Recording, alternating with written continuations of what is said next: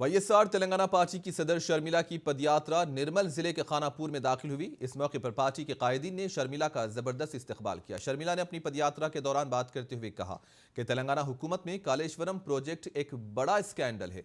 इन्होंने कांग्रेस पार्टी के लीडर राहुल गांधी को एक मकतूब रवाना करने का ऐलान किया, जिसमें इन्होंने कालेश्वरम प्रोजेक्ट के स्कैंडल पर बात करने राहुल गांधी से मांग की।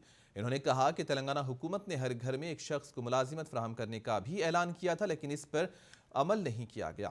शर्मिला ने कालेश्वरम प्रोजेक्ट और दीगर उमूर को लेकर तेलंगाना हुकूमत को शदीद तनकीद का निशाना बनाया। 18 లక్షల ఎకరాలకు నీళ్లు ఇస్తామని చెప్పి మొదలుపెట్టిన కాళేశ్వరం ప్రాజెక్టు కేవలం 57,000 ఎకరాలకు మాత్రమే నీళ్లు ఇచ్చిందని ప్రభుత్వం లెక్కలే చెప్తుంది.